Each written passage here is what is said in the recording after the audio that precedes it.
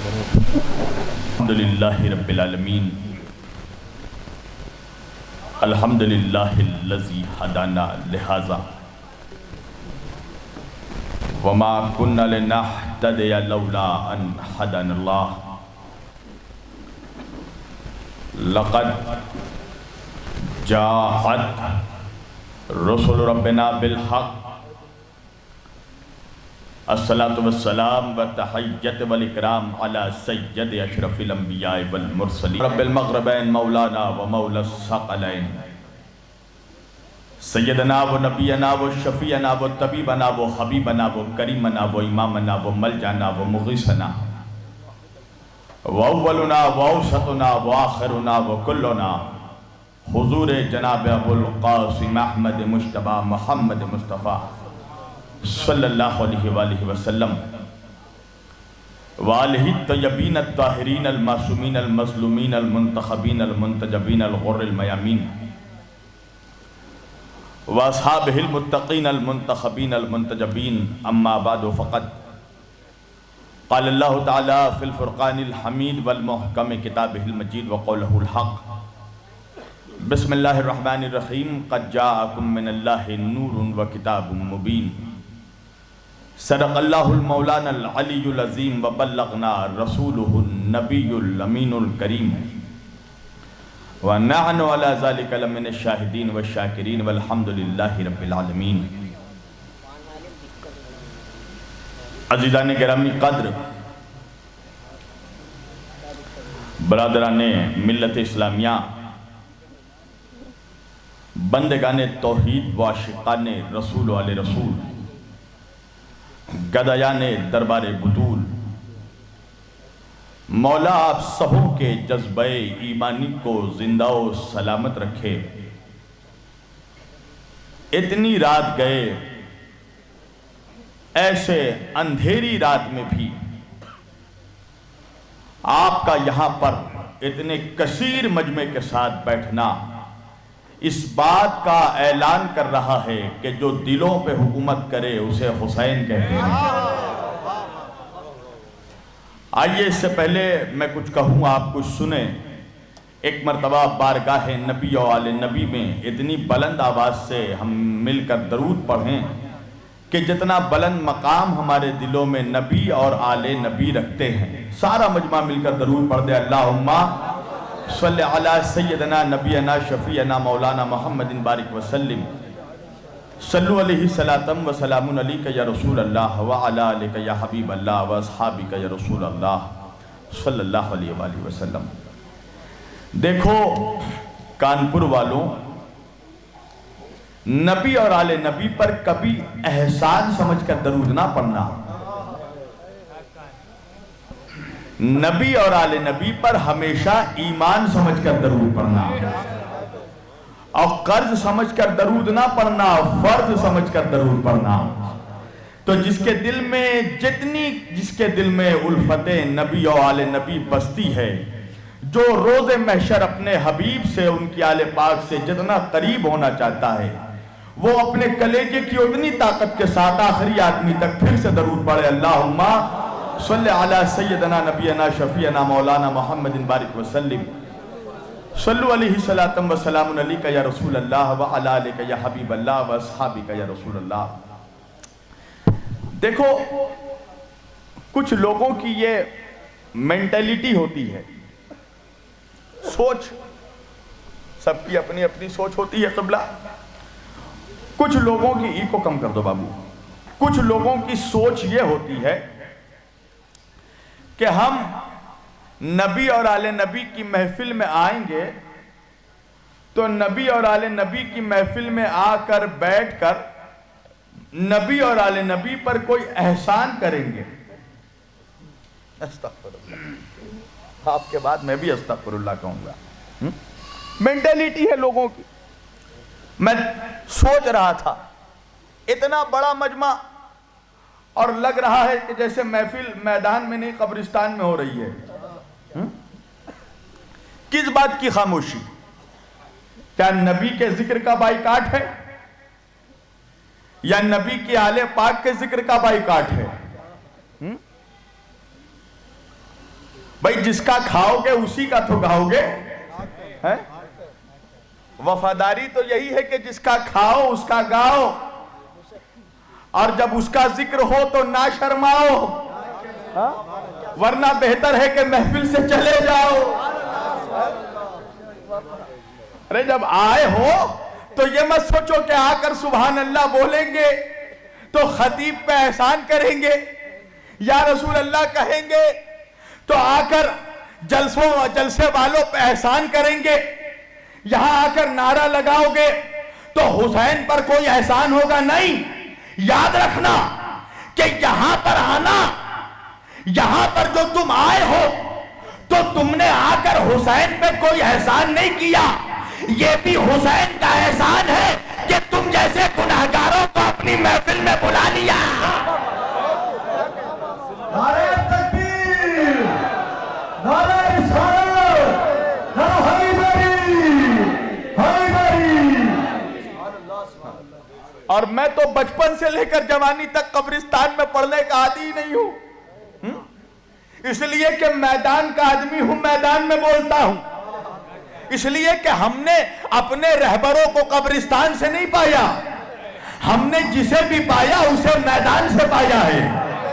ہم نے نبی کو پایا تو بدر کے میدان سے, علی کو پایا تو غدیر کے میدان سے, فاطمہ کو پایا تو مباہلے کے میدان سے, حسن کو پایا تو صفین کے میدان سے, اور حسین کو پایا تو کربلا کے میدان سے. حضرت ہم تو میدانی لوگ ہیں, اور ہم تو زندہ کے ماننے والے ہیں. پتہ نہیں زمانہ ہم سے کیوں جلتا ہے, جبکہ ہم جس کو چاہتے ہیں زمانہ اسی کے ٹکڑوں پہ پلتا ہے. اللہ اکبر. ہم نے کسی مردہ کو مانا ہی نہیں. طالب بھائی 2 مصرے کہہ کے گئے تھے, میں 4 مصرے پڑھنا چاہتا ہوں, اور مجھے سمجھ میں آ جائے گا کہ میرے سامنے جو یہ مجمع ہے کانپور میں, یہ کربلائی مجمع ہے یا ہرملائی مجمع ہے. 4 مصروں میں طے کر دوں گا, اس لیے کہ ہم نے کسی مردہ کو نہیں مانا. بابا جس خدا کو مانا وہ خدا بھی زندہ, جس رسول کو مانا وہ رسول بھی زندہ, جس نبی کو مانا وہ نبی بھی زندہ, جس ولی کو مانا وہ ولی بھی زندہ. اس لیے کہ درود زندہ ہے, درود زندہ ہے, اپنا سلام زندہ ہے. اللہ جانے آخر و آخری میں جو مجمع بیٹھا ہے لگتا ہے وہ سلام نہیں کرتا, فقط نمسکار کہتا ہے. اگر سلام کرتے ہو تو اس مصرے پہ ضرور بولنا. درود زندہ ہے, اپنا سلام زندہ ہے, آخری آدمی تک درود زندہ ہے, اپنا سلام زندہ ہے, خدا کے بعد محمد کا نام زندہ ہے. اللہ اکبر. اب لگ رہا ہے حسینیوں کے بیچ پڑھ رہا ہوں. زمانے والے پوچھ رہے ہیں یہ جلسہ ذکر حسین کس لیے؟ درود زندہ ہے, اپنا سلام زندہ ہے, خدا کے بعد محمد کا نام زندہ ہے. ارے تمہارے پاس تو مردہ بھی اب نہیں کوئی, ہمیں ہے فخر ہمارا ایمان زندہ.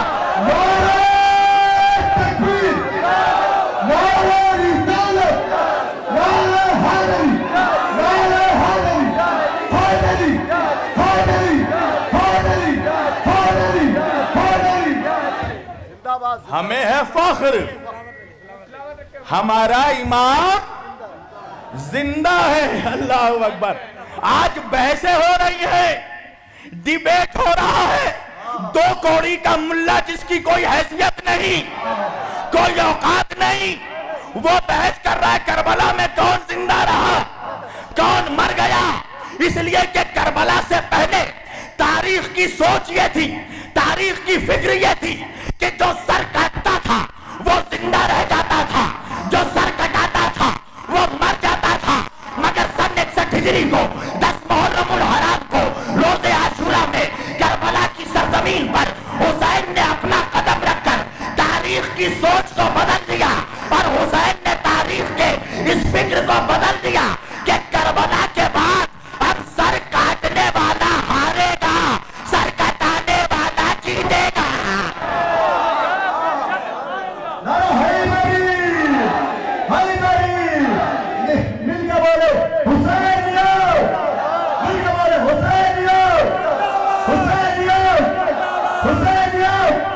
حسین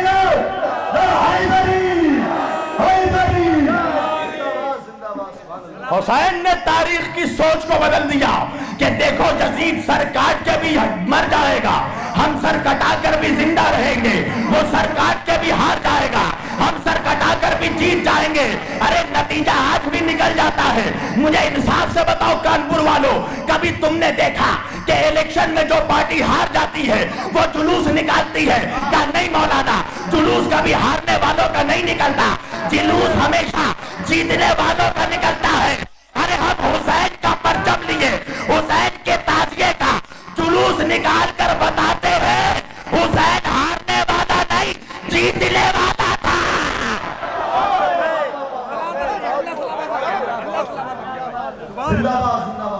ہم حسین کا جلوس نکال کے بتاتے ہیں کہ یہ ہارنے والے کا جلسہ نہیں ہے، جیتنے والے کا جلسہ ہے۔ کچھ لوگوں کو تکلیف ہوتی ہے اور ہونی بھی چاہیے، اس لیے کہ ان کے باپ دادا کا جلسے میں کوئی نام ہی نہیں لے رہا۔ جو کمبخت یزیدی ہے اس کے اندر بھی اتنا خوف ہے کہ وہ جلسے میں نہیں بولتا کہ میں یزیدی ہوں۔ یہ تو وہی بات ہوئی، چور چوری کرے اور جلسے میں چوری کے خلاف تقریر کرے، اس کی بھی ہمت نہیں ہے۔ مگر یہ مت سوچئے کہ یزیدی ختم ہو گئے، یزیدی تعداد میں ہمیشہ زیادہ رہے ہیں، یاد رکھیے گا۔ حسین کے چاہنے والے ہمیشہ مائنورٹی میں رہے ہیں، یزید کا لشکر میجورٹی میں رہا ہے۔ کربلا کے میدان میں یزید لاکھوں کا لشکر لے کر آیا تھا، حسین 72 لے کر گئے تھے، مگر کیا کیجئے گا کہ 72 نے لاکھوں کا جنازہ نکال دیا۔ کبھی سوچا ہے؟ ایک طرف لاکھوں کا لشکر، ایک طرف فقط 72۔ اللہ اکبر!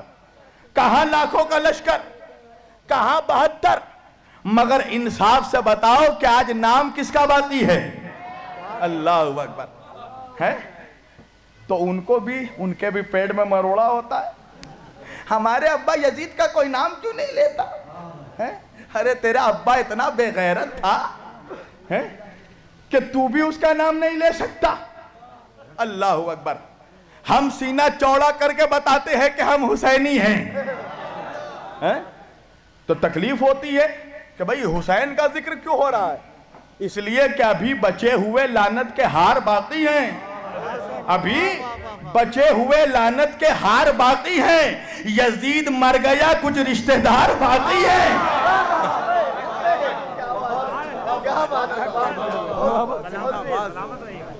یزید مر گیا، کچھ رشتہ دار باقی ہیں۔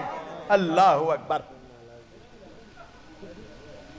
یہ کربلا کی جیت اور ہار کا فیصلہ خود دربار یزید میں ہو گیا۔ اللہ اکبر! حسین کا بیٹا زین العابدین خطبہ دے رہا ہے۔ اللہ اکبر! سارا مجمع خاموش ہے، سارے مجمع میں سناٹا ہے، یزید خوف زدہ ہے، کرے تو کیا کرے؟ یاد رکھنا، ہمیشہ اہل بیت کے مقابلے پہ مولویوں کو کھڑا کیا گیا۔ جیسے امام زین العابدین نے خطبہ دیا، یزید نے مؤذن کو کہا تم اذان دو۔ اذان کا وقت نہیں ہوا، یزید نے مؤذن کو کہا تم اذان دو تاکہ زین العابدین خاموش ہو جائے۔ امام زین العابدین خطبہ دے رہے ہیں، مؤذن نے اذان دینا شروع کیا۔ اللہ اکبر! امام زین العابدین خاموش ہو گئے، 4 مرتبہ کہا اللہ اکبر، امام زین العابدین خاموش ہوئے۔ 2 مرتبہ کہا اشہدو ان لا الہ الا اللہ، امام زین العابدین خاموش رہے۔ پر جیسے ہی مؤذن نے کہا اشہدو ان محمد رسول اللہ،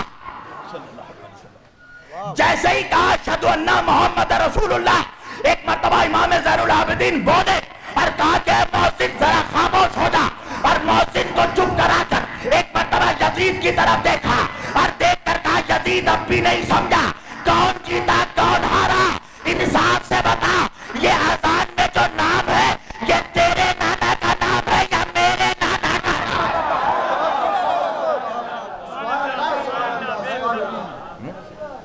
یہ کس کے نانا کا نام پکارا جا رہا ہے؟ تو آج جب سیدوں کا ذکر ہوتا ہے، نبی کی اولاد کا ذکر ہوتا ہے تو کچھ لوگوں کو چڑ ہو جاتا ہے. بولے شبیر علی وارثی اور کسی کا ذکر کیوں نہیں کرتے؟ میں پاگل ہوں کہ نبی کی اولاد کا ذکر چھوڑ کر کھجڑوں کی اولاد کا ذکر کروں؟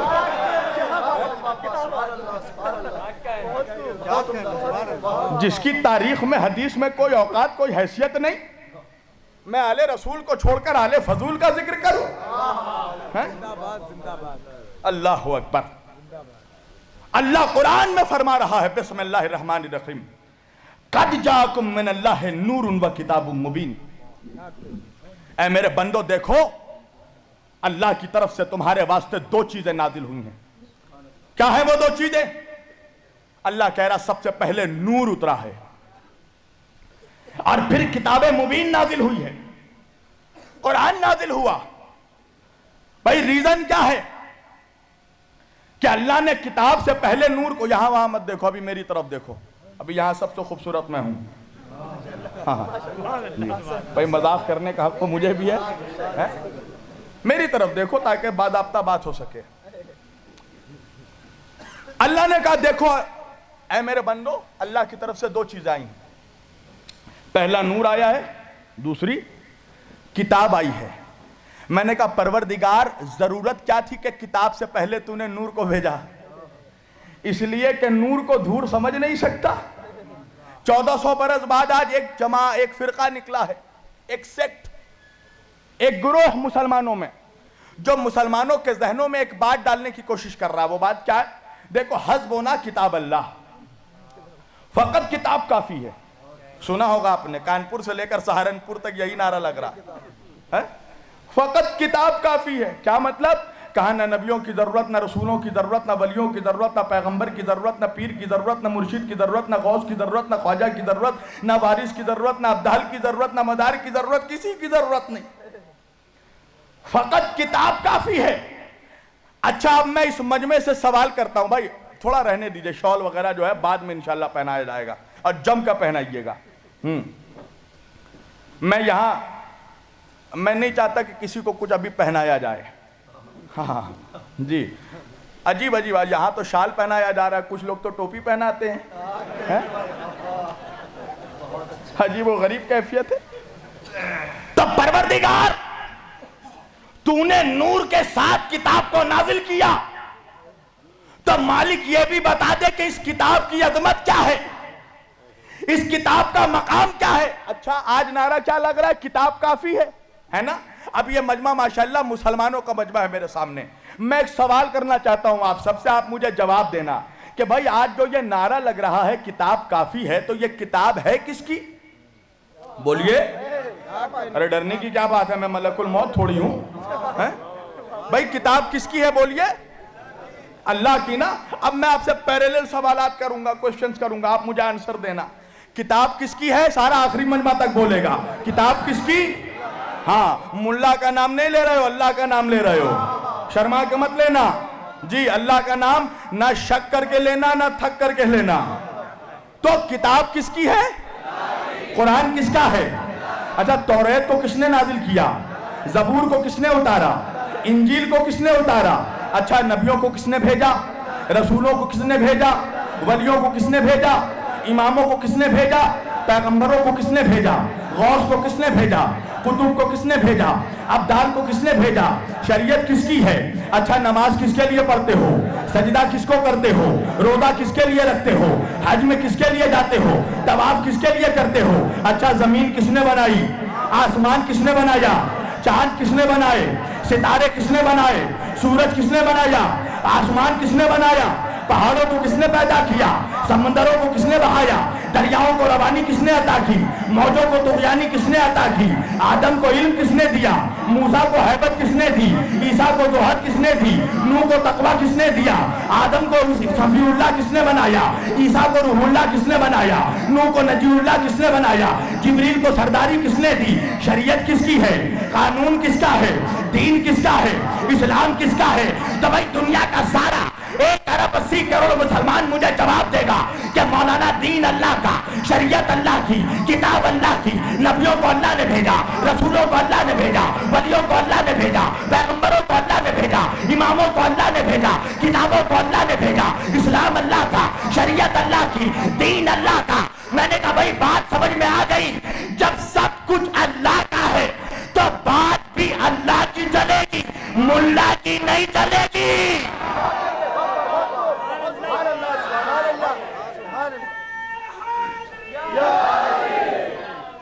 جب سب کچھ اللہ کا ہے تو بات اللہ کی چلے گی یا ملا کی؟ اللہ کی نا۔ میں نے اللہ سے کہا اللہ ملا کہہ رہا ہے کتاب کافی، تو کیا کہتا ہے؟ کہا میں نے کتاب میں ہی بتا دیا کہ کتاب سے پہلے میں نے نور کو اتارا ہے۔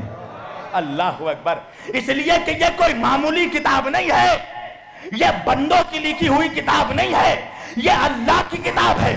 اور اس کتاب کی عظمت یہ ہے، اس کتاب کا مقام یہ ہے، اللہ بتا رہا ہے قرآن کا جاہ و جلال یہ ہے کہ اگر ہم اس قرآن کو پہاڑ پر اتار دیتے تو پہاڑ میں اتنی طاقت نہیں تھی کہ قرآن کا وزن اٹھا پاتا، تو مالک ہوتا کیا کہ اگر ہم قرآن کو پہاڑ پر اتار دیتے تو خشیت الہی کتاب نہ لا کر پہاڑ ٹکڑے ٹکڑے ہو جاتا، پہاڑ ریزہ ریزہ ہو جاتا۔ میں نے کہا اللہ سبحان اللہ، ارے اللہ جانے اس سینے کی عظمت کیا ہوگی، اس سینے کا وزن کیا ہوگا کہ اللہ جس قرآن کو پہاڑ پر اتارتا وہ پہاڑ ٹکڑے ٹکڑے ہو جاتا۔ اللہ نے اس قرآن کو سینہ مصطفیٰ پہ اتارا۔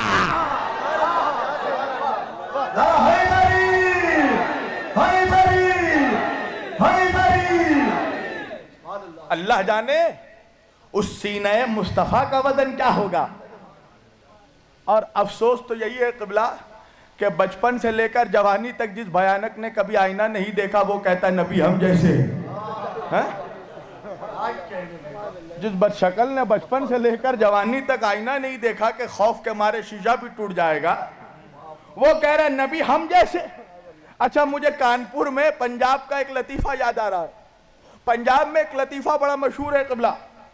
مینڈکی سمجھتے ہو تم لوگ؟ مینڈکی، مینڈک کی عورت، ہاں ہاں مینڈک کی عورت، مؤنث مینڈکی۔ ایک مینڈکی کی بچی اپنی ماں سے پوچھتی ہے موین بھائی کہ ماں نے ماں حور کی ہوندی ہے، اے ماں یہ حور کیا ہوتی ہے؟ تو مینڈکی کی ماں نے کہا لوکھان دی شکل میرے ہی تیرے، حور کا چہرہ میرے ہی تیرے جیسا ہے۔ ذرا انصاف سے بتاؤ، دیکھو کانپور کے نوجوان کتنے حیرت سے میرے چہرے کو دیکھ رہے ہیں۔ ارے مولانا کہاں وہ زمین کی مینڈکی، کہاں وہ جنت کی حور، ارے کہاں بد شکل ملا، کہاں نبی کا نور۔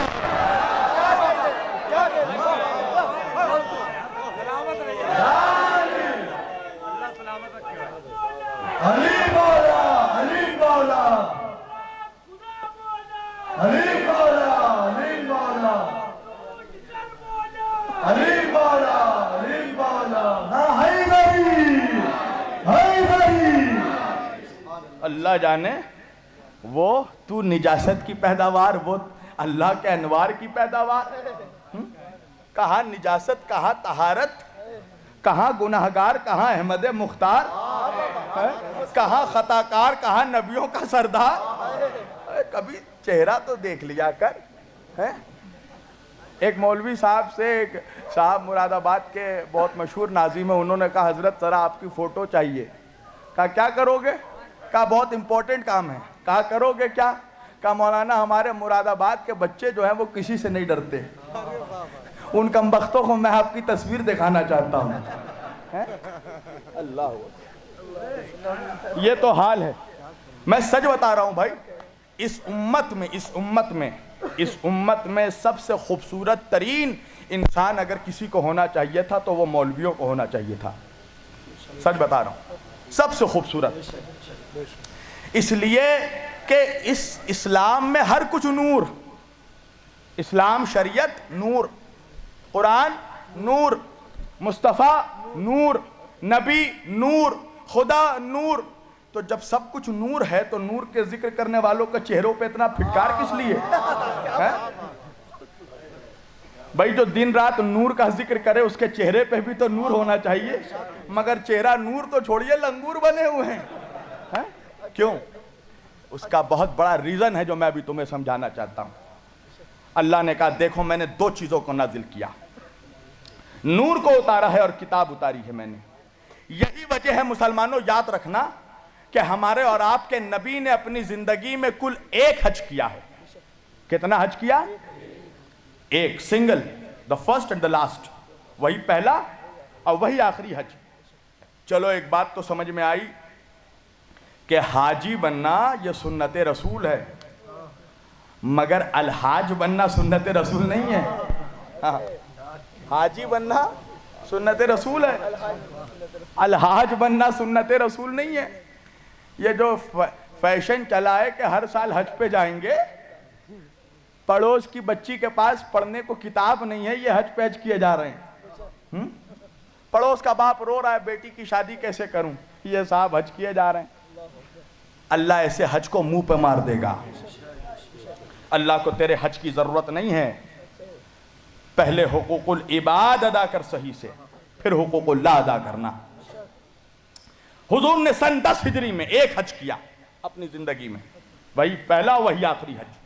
اور جب حج سے حضور لوٹ رہے تھے تو مکہ اور مدینہ کے بارڈر میں ایک سرحد، ایک میدان تھا جسے غدیر خم کہتے تھے. یہ وہ نام ہے کہ جو نام سن کر منافقوں کے کلیجوں میں چھری چل جاتی ہے. غدیر خم شاید تمہیں کسی مولوی نے بتایا بھی نہیں ہوگا. یہ وہی مولوی بتائے گا کہ جس کو علی کے در سے خیرات ملتی ہو. غدیر خم، اس میدان میں حضور نے بہت فصیح و بلیغ خطبہ دیا. صحاح ستہ میں اور کتب، بے شمار کتب اہل سنت میں حدیث میں بھرے ہوئے ہیں وہ خطبے. اگر میں وہ بیان کرنے لگوں فجر ہو جائے گی مگر وہ خطبہ مکمل نہیں ہوگا. اس کا لاسٹ کا میں تمہیں پیراگراف سناتا ہوں. اللہ کے رسول نے خطبے کے اینڈ میں فرمایا کہ اے میرے صحابہ، اے میرے مسلمانوں، اے شمع رسالت کے پروانوں، اے میرے دیوانوں، اب وہ وقت قریب آ چکا ہے کہ جب میں اپنے رب سے حقیقی ملاقات کو لوٹ جاؤں. میں اپنے رب کی طرف لوٹنے والا ہوں، مرنے والا نہیں ہوں. ہاں، کیا کہہ رہے ہیں؟ لوٹنے والا ہوں. صحابہ کرام رونے لگے، آنسو بہانے لگے. اللہ اکبر. نبی کی جدائی برداشت نہیں تھی. صحابہ کرام نے کہا یا رسول اللہ، کیا آپ اپنے بعد ہمیں تنہا چھوڑے جا رہے ہیں؟ کیا ہمیں لاوارث چھوڑے جا رہے ہیں؟ یا رسول اللہ، ہم آپ کے بعد کس کا دامن تھامیں گے؟ ہم آپ کے بعد کس کا دامن پکڑیں گے؟ اللہ اکبر. صحیح مسلم شریف کی حدیث ہے، بے شمار. میں کتابوں کا نام گناتے جاؤں تو بے کمبار لگ جائے گا. صرف کنز الامال میں 16 مرتبہ اس حدیث کو نقل کیا گیا، حدیث ثقلین کو 16 مرتبہ. اللہ کے رسول نے فرمایا تم نے کیسے سوچ لیا کہ میں قیامت تک اپنی شریعت کو لاوارث چھوڑ کر جا رہا ہوں؟ کہا یا رسول اللہ تو اپنے بعد کسے چھوڑے جا رہے ہیں؟ حضور نے فرمایا انی تارکن فیکم الثقلین، کتاب اللہ کی و عترتی و اہل بیتی. میں اپنے بعد دو بھاری چیزیں چھوڑے جا رہا ہوں، ایک اللہ کی کتاب ہے، ایک میری عترت ہے، میرے اہل بیت ہے. ان دونوں کا دامن تھام کر رکھنا، کبھی گمراہ نہیں ہوگے. ایک ہاتھ سے قرآن کا دامن تھامنا، ایک ہاتھ سے میرے اہل بیت کا دامن تھامنا. اس لیے کہ نہ قرآن اہل بیت سے جدا ہوگا، نہ اہل بیت قرآن سے جدا ہوں گے. اور دیکھو یہ دونوں قیامت کے دن حوض کوثر پر ایک ساتھ آ کر مجھ سے ملاقات کریں گے. تو بھائی پتا چل گیا نا کہ نہ اہل بیت قرآن سے جدا ہوگا، نہ قرآن اہل بیت سے جدا ہوگا، نہ اہل بیت قرآن سے جدا، نہ قرآن اہل بیت سے جدا. اسی لیے تو نبی نے آگے بڑھ کے فرمایا ان علی مع القرآن والقرآن مع علی. علی قرآن کے ساتھ ہے، قرآن علی کے ساتھ ہے، علی قرآن کے ساتھ ہے، قرآن علی کے ساتھ ہے. بھائی مطلب کیا ہے؟ نبی نے بتا دیا دیکھو جو قرآن کی عظمت ہے وہی علی کی عظمت ہے، جو قرآن کا مقام ہے وہی علی کا مقام ہے، جو قرآن کی شان ہے وہی علی کی شان ہے، جو قرآن کا مرتبہ ہے وہی علی کا مرتبہ ہے، جو قرآن کی بلندی ہے وہی علی کی بلندی ہے، جو قرآن کا رتبہ ہے وہی علی کا رتبہ ہے، جو قرآن کی فضیلت ہے وہی علی کی فضیلت ہے. مگر ایک فرق ہے، ایک فرق ہے عزیزان گرامی، قرآن کو چھونے کے لیے جسم کا پاک ہونا ضروری ہے اور علی سے محبت کے لیے خون کا پاک ہونا ضروری ہے.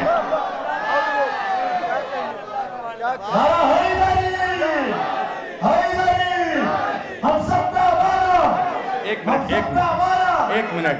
اب نعرہ وہی لگائے گا علی کا جس کا خون پاک ہوگا. اب لگائیے نعرہ. ہم سب کا والا، ہم سب کا والا، بالکل.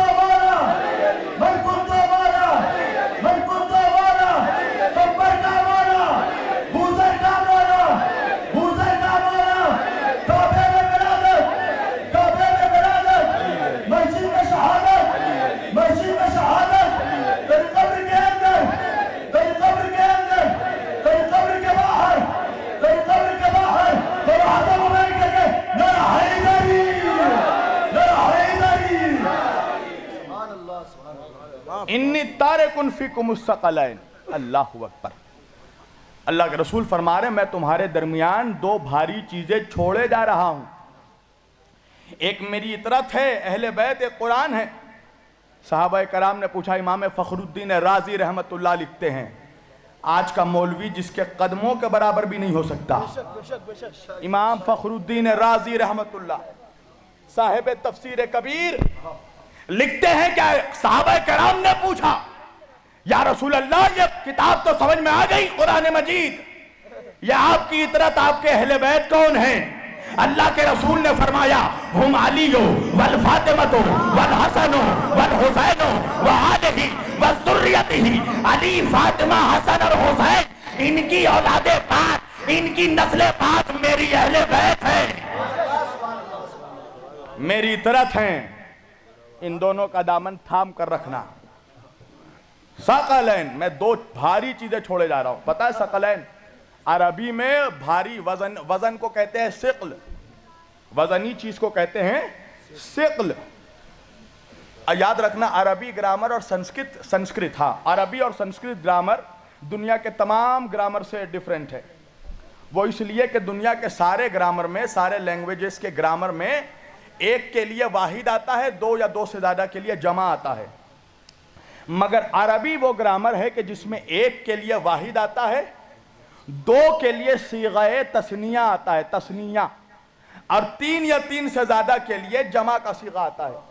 یعنی جب دو شے برابر کی ہوں تو تثنیہ کا صیغہ آتا ہے.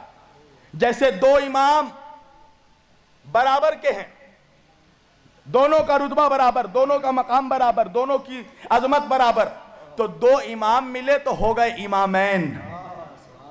دو سید، دونوں حسنی دونوں حسینی، تو دو سید جب ملے تو ہو گئے حسنین. دو قبلہ برابر کا ملا تو ہو گیا قبلتین. دو شریف لوگ کھڑے ہوئے تو ہو گیا شریفین.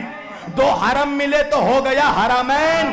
اسی طرح جب دو بھاری چیزیں برابر کی ملی تو ہو گیا ثقلین. ثقلین. اللہ کے رسول فرما رہے میں دو بھاری چیزیں چھوڑے جا رہا ہوں. کیا کر رہا ہوں؟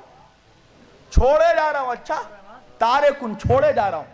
اب اسی سے ملتا جلتا قرآن کا بھی ایک جملہ ہے. اللہ کے رسول نے کہا تارکن، چھوڑے جا رہا ہوں، اور قرآن نے کہا جائلن. ہاں،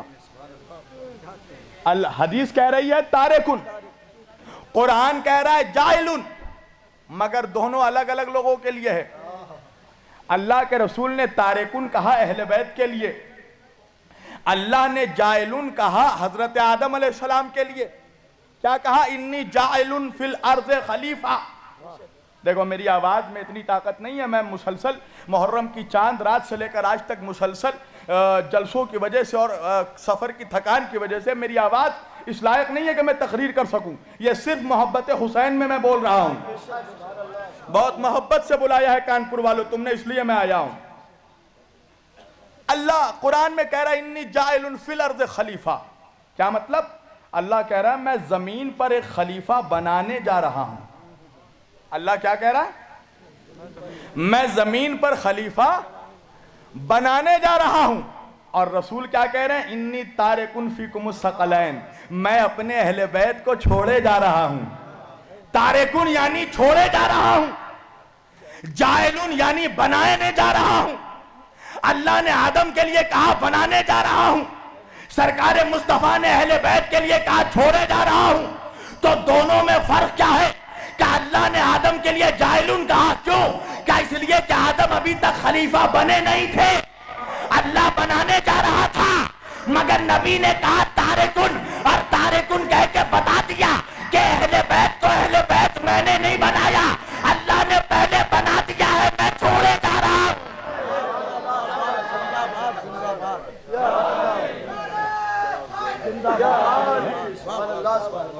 میں چھوڑے جا رہا ہوں، بنانے والا تو اللہ ہے.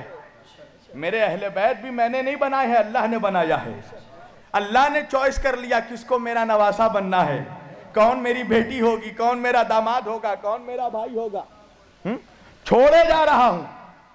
اچھا ایک بات مجھے بتاؤ، پہلی بات سن لو، یاد رکھنا کہ صحابہ کرام رضوان اللہ تعالی اجمعین، حضور کے تمام صحابہ، ان کا جوتا ہم سنیوں کے سر کا تاج ہے، ہمارے سر کا تاج ہے۔ اور ازواج مطہرات، نبی کی بیویاں، ان کے قدموں سے لپٹے ہوئے جوتے اور اس جوتے سے نکلی ہوئی جو خاک ہے وہ ہماری آنکھوں کا سرما ہے۔ یاد رکھنا، تاکہ بعد میں کوئی بات مکس نہ کر دے۔ سنیوں کو غلط سننے کی بہت بیماری ہو گئی آج کل، مولوی بول کے خود جائیں گے شبیر صاحب اور بیان کچھ اور کیا جائے گا بعد میں۔ یاد رکھنا، ریکارڈ ہو رہا ہے، پھر سے سننا اس ریکارڈنگ کو۔ صحابہ کرام کا جوتا شبیر علی وارسی کے سر کا تاج، ازواج مطہرات کے قدموں کی خاک شبیر علی وارسی کے آنکھوں کا سرما۔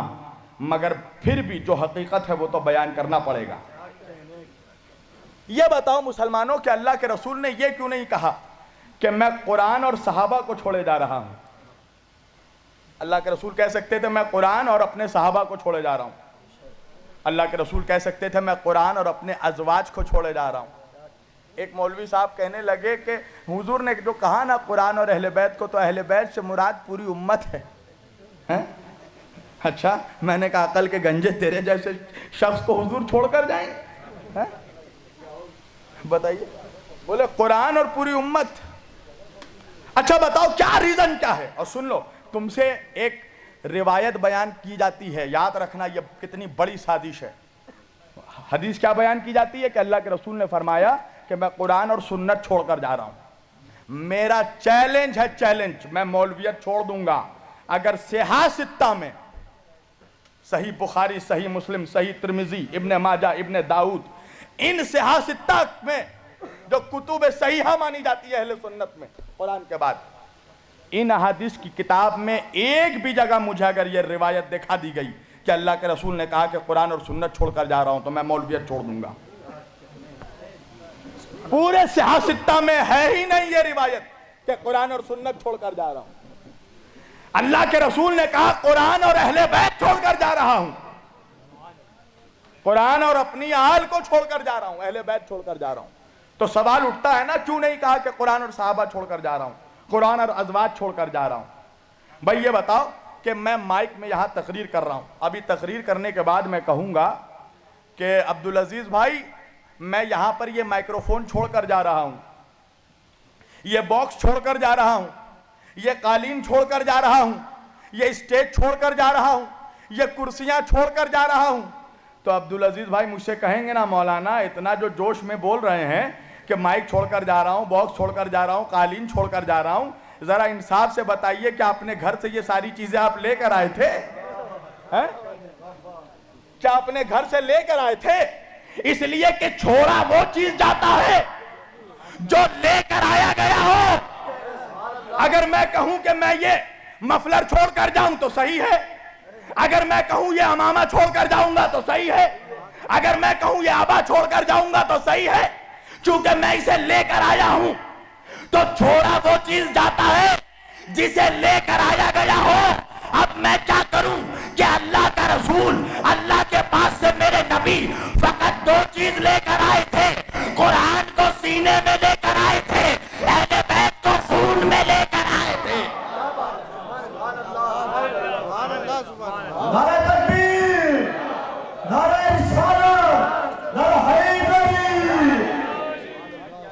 مجھے پتا ہے تم کیوں نہیں بول رہے ہو، تمہیں مولویوں نے اہل بیت کی دشمنی کا وہ ڈوز پلا دیا ہے کہ تمہارا خمار نہیں ٹوٹ رہا ہے، تمہاری عادت ہو گئی ہے چندہ اور فطرہ پہ تقریر سنتے سنتے جوان ہونے کی۔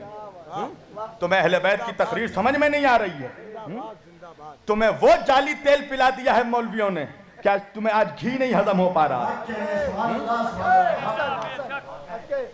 عجیب بات ہے۔ نعرہ حیدری، دل کے بولو کہ ہم چندہ والے نہیں ہیں۔ نعرہ حیدری، نعرہ تکبیر، نعرہ رسالت، حسینیت، حسینیت، حسینیت، نعرہ حیدری، حیدری۔ آج ہم اہل سنت کے جلسوں کا سٹینڈرڈ اتنا گرا دیا گیا ہے کہ آج ہمارے اسٹیجوں میں سوائے کامیڈی کے کچھ نہیں ہوتا۔ मौलवी आता है 1 घंटे में पौन घंटे सिर्फ कॉमेडी करेगा, मजमे को हंसाएगा। अबे हंसाना है तो लाफ्टर शो में चला जा। लतीफा छोड़ छोड़ कर तो पूरे मजमे को जोकर बना दिया है तूने। आज इल्मी और संजीदा गुफ्तगू सुनने का आदी नहीं रह रहा है सुन्नी। सुनो, अहले बैत की अज़मत सुनने की आदत डालो। आज सुन्नियों को इतना दूर कर दिया गया है अहले बैत से कि मुझे ये खौफ है कि कहीं तुम्हारे घरों में कोई यजीद ना पैदा हो जाए, कोई हुरमुला, कोई शिम्र, कोई इब्ने ज़ियाद तुम्हारे घरों में ना पैदा हो जाए। इतना दूर कर दिया गया है अहले बैत से। अल्लाह के रसूल ने कहा कि मैं 2 चीजें छोड़े जा रहा हूं, कुरान छोड़े जा रहा हूं, अहले बैत छोड़े जा रहा हूं। एक मिसाल बच्चों के लिए पेश कर दूं। क्या वजह थी कि अल्लाह के रसूल ने कुरान के साथ अहले बैत को छोड़ा? भाई एक छोटा सा मासूम सा बच्चा है, पहले दिन स्कूल में गया पढ़ने के लिए, नर्सरी क्लास में पढ़कर वापस आया इंग्लिश मीडियम स्कूल में। मैंने बच्चे से पूछा, बेटा मास्टर साहब ने तुम्हें क्या पढ़ाया स्कूल में? कहा मौलाना मुझे मास्टर साहब ने A फॉर एप्पल पढ़ाया है, B फॉर बॉल पढ़ाया है, C फॉर कैट पढ़ाया है। मैंने कहा बेटा ज़रा अपना मास्टर साहब के पास मुझे लेकर चलोगे? कहा चलिए मौलाना। मैं गया उसके मास्टर के पास। मैंने कहा मास्टर साहब बच्चे को क्या पढ़ा दिया आपने? कहा मौलाना कोई गलती हो गई। मैंने कहा अरे बच्चा भी मासूम है, कमज़ोर है, नादान है, लिखना पढ़ना नहीं जानता, और आपने इतना हार्ड सिलेबस पढ़ा दिया, इतना टफ सब्जेक्ट पढ़ा दिया। कहा मौलाना कौन सा हार्ड पढ़ाया मैंने कहा अरे बच्चे को सिर्फ A B C D पढ़ा देते, खाली A पढ़ाते, ये A के साथ एप्पल क्यों पढ़ाया है? खाली B पढ़ाते। देखो माशाल्लाह, अब इस ये मजमा जो मुस्कुरा रहा है यानी बता रहे हैं सब, हम भी बचपन में पढ़ चुके हैं ABCD, है ना? हाँ, तो मैंने कहा सिर्फ A पढ़ाते, A के साथ एप्पल क्यों पढ़ाया भाई? B पढ़ाते, B के साथ बॉल क्यों पढ़ाया? C पढ़ाया, C के साथ कैट क्यों पढ़ाया? कहा कि मौलाना ऐसा है कि आप ठहरे मौलवी, मैं ठहरा टीचर, मैं आपके फील्ड में बुकरादी करने नहीं जाता हूं, तो आप मेरे फील्ड में मुदाखलत करने क्यों आए? मैंने कहा भाई गुस्सा क्यों हो रहा है? जिसे देखो हम पर ही गुस्सा हो रहा है। कहा मौलाना जो बात आपको 5 मिनट में समझ में आ गई, मुझे 5 साल में समझ में नहीं आई। मैंने कहा क्या मतलब? कहा सुनिए मौलाना, ये मुझे भी मालूम है बच्चा कमजोर है, मासूम है, नादान है, पहले दिन स्कूल में पढ़ने आया है, इसीलिए मैंने ऐसे पढ़ाया बच्चे को। मैंने कहा क्यों? कहा मौलाना इसलिए कि एजुकेशन में 2 चीजें इंपॉर्टेंट होती हैं, एक होता है थ्योरी, एक होता है प्रैक्टिकल, एक होता है रिटन, एक होता है प्रैक्टिकल। मैंने कहा क्या मतलब? कहा मौलाना जब तक प्रैक्टिकल ना पढ़ा दिया जाए थ्योरी समझ में नहीं आ सकती। मैंने कहा क्या मतलब? कहा मौलाना सुनिए, अगर मैं बच्चे को फकत ABCD पढ़ाता, बच्चा नहीं समझ पाता। मैंने कहा तो क्या किया? कहा मैंने बच्चे को A पढ़ाने से पहले एप्पल का फोटो दिखा दिया, इसलिए कि एप्पल है प्रैक्टिकल। जब बच्चा एप्पल के फोटो को देखेगा A खुद ब खुद समझ लेगा। मैंने बच्चे को B पढ़ाने से पहले बॉल का नक्शा दिखा दिया, जब बच्चा बॉल के फोटो को देखेगा B खुद ब खुद समझ लेगा। मैंने बच्चे को C पढ़ाने से पहले कैट का फोटो दिखा दिया, जब बच्चा कैट के फोटो को देखेगा C खुद ब खुद समझ लेगा। अल्लाह के रसूल ने भी कहा देखो ये कुरान ऐसी थ्योरेटिकल किताब है कि जिसकी एक एक आयत में 70,000 राज छुपे हुए हैं। अगर फकत कुरान छोड़कर जाऊंगा कयामत तक मुसलमान समझ नहीं पाएगा। मैं कुरान के साथ साथ अपने अहले बैत को छोड़े जा रहा हूं। मेरे अहले बैत को देखते जाओ, कुरान को समझते जाओ।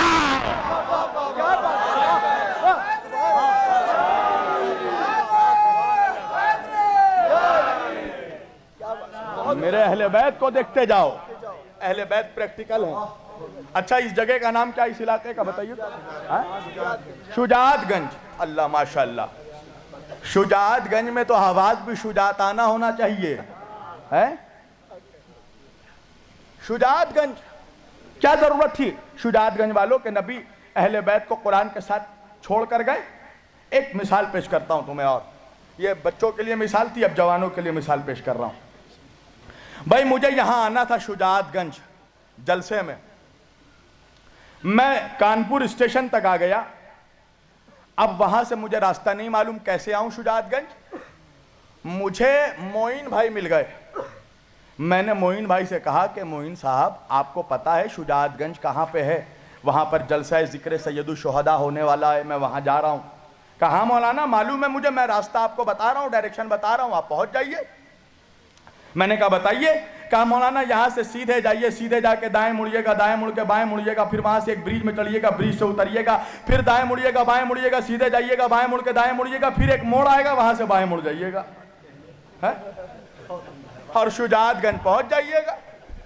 اب جیسے جیسے میرے بھائی معین بھائی مجھے کہتے گئے, جیسے جیسے انہوں نے ڈائریکشن دیا تھا میں ویسے چلتا گیا, سیدھا گیا, دائیں گیا, بائیں گیا, برج میں چڑھا, برج سے اترا, دائیں مڑا, بائیں مڑا, سیدھا گیا, بائیں گیا, دائیں گیا. اب جب مین موڑ پہ آ گیا تو مین موڑ پہ آ کے میں راستہ بھٹک گیا, بجائے بائیں مڑنے کے دائیں مڑ گیا, کانپور کے جگہ ناگپور نکل گیا, راستہ بھٹا. بھائی بھول سکتا ہوں نا میں راستہ, مولوی ہوں, جبریل تو نہیں ہوں, بھول سکتا ہوں نا, کنفیوژن ہو سکتی ہے نا مجھ سے. بھول گیا راستہ, بجائے بائیں مڑنے کے دائیں مڑ گیا, راستہ بھٹک گیا. اچھا پھر سیکنڈ ٹائم, دوسری مرتبہ مجھے پھر آنا تھا شجاعت گنج میں. اللہ جانے اس تقریر کے بعد مولوی مجھے بلانے تمہیں دے گا یا نہیں, اللہ جانے. ہاں قیامت کر دے گا جمعے کے خطبے میں, دیکھنا تم. ہاں کس کو بلا لیا؟ اس لیے کہ اس کے باپ کا ذکر تو نہیں کیا میں نے, حسین کے بابا کا ذکر کیا ہے نا. تو اب دوسری مرتبہ پھر آنا تھا مجھے سیکنڈ ٹائم اسی شجاعت گنج میں.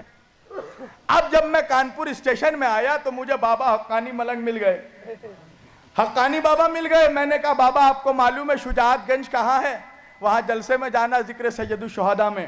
کہا مولانا چلیے میں بھی تو وہیں جا رہا ہوں. اب انہوں نے میرا ہاتھ پکڑا کانپور سے اور لا کر مجھے شجاعت گنج کے اس اسٹیج میں پہنچا دیا, اس منزل میں پہنچا دیا. اب شجاعت گنج والوں, کانپور والوں, مجھے انصاف سے بتانا کہ کیا پہلے والے نے غلط راستہ بتایا تھا؟ کیا معین بھائی نے غلط راستہ بتایا تھا؟ کہا نہیں, پہلے والے نے بھی صحیح راستہ بتایا, دوسرے والے نے بھی صحیح راستہ بتایا, معین بھائی نے بھی صحیح راستہ بتایا, حقانی بابا نے بھی صحیح راستہ بتایا. میں نے کہا جب دونوں نے صحیح راستہ بتایا تو پہلے والے میں راستہ بھٹک کیوں گیا اور دوسرے والے میں منزل تک کیسے پہنچ گیا؟ تو ناگپور والے, کانپور والے کہنے لگے کہ مولانا اس لیے کہ دونوں کے بتانے میں فرق تھا. میں نے کہا کیا فرق تھا؟ کہ مولانا پہلے والے نے راستہ بتایا تھا, دوسرے والے نے راستہ دکھایا ہے. ارے نہیں سمجھے؟ کہ پہلے والے نے فقط ڈائریکشن بتایا تھا, دوسرے والے نے ہاتھ پکڑ کر منزل تک پہنچا دیا. اللہ کے رسول نے کہا دیکھو میں قرآن اور اہل بیت چھوڑے جا رہا ہوں, قرآن فقط راستہ بتائے گا, میرے اہل بیت ہاتھ پکڑ کر حوض کوثر تک پہنچا دیں گے.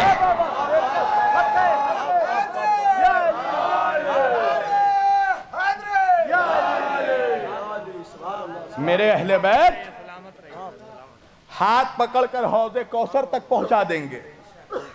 اس لیے قرآن اور اہل بیت کو چھوڑ کر گیا. مگر ہائے رے مولوی, ہر چیز کا علاج ہے مولوی کے پاس. کبھی بھی مولویوں سے بحث مت کرنا, ایسا گھمائے گا کہ سر میں درد پکڑ لے گا, اس لیے کہ اس کے پاس ہر گناہ کا کفارہ موجود ہے. ہاں دیکھو یہ سازش ہے کہ مسلمانوں کو کہو کہ کتاب کافی ہے. کیوں بھائی؟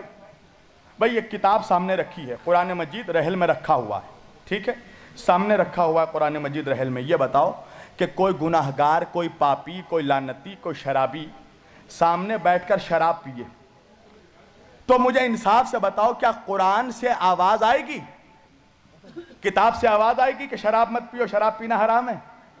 نہیں آئے گی. کیوں؟ اس لیے کہ کتاب کی زبان نہیں ہوتی. قرآن رکھا ہے سامنے, کوئی جواری, کوئی لعنتی بیٹھ کے جوا کھیل رہا ہے, کیا قرآن سے آواز آئے گی کہ جوا کھیلنا حرام ہے؟ کہا نہیں, جب تک کھول کر نہیں پڑھ لو گے تب تک سمجھ میں نہیں آئے گا کیا حلال کیا حرام. تو کتاب کی زبان نہیں ہوتی. تو ان منافقوں نے سوچا کہ مسلمانوں سے کہو فقط کتاب کافی ہے, اس لیے کہ کتاب رکھی رہے گی, ہم شراب بھی پئیں گے, جوا بھی کھیلیں گے, کتاب نہ روکے گی, نہ بولے گی, نہ ٹوکے گی. مگر اہل بیت کا دامن تھام لیا تو اہل بیت روکیں گے بھی, بولیں گے بھی, ٹوکیں گے بھی. اس لیے کہ رحل پر جو قرآن رکھا ہے یہ خاموش قرآن ہے, اور اجمیر میں جس خواجہ کا نور چمک رہا ہے وہ بولتا ہوا قرآن ہے.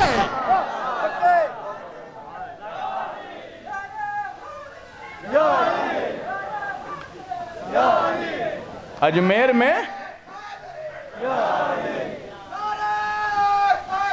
یا اجمیر میں جس خواجہ کا نور چمک رہا ہے وہ بولتا ہوا قرآن ہے۔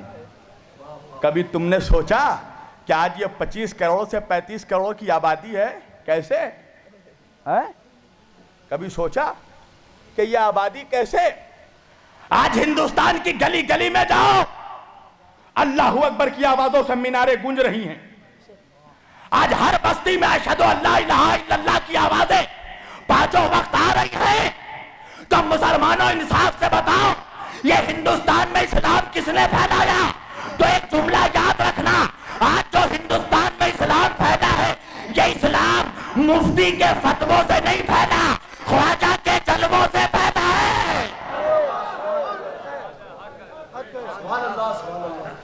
اگر مفتی فتویٰ دیتا نا تو ایک بھی مسلمان نہیں ہوتا، اس لیے کہ مفتی کا کام ہے مسلمانوں کو کافر بنانا، اور آل رسول کا کام تھا کافروں کو مسلمان بنانا۔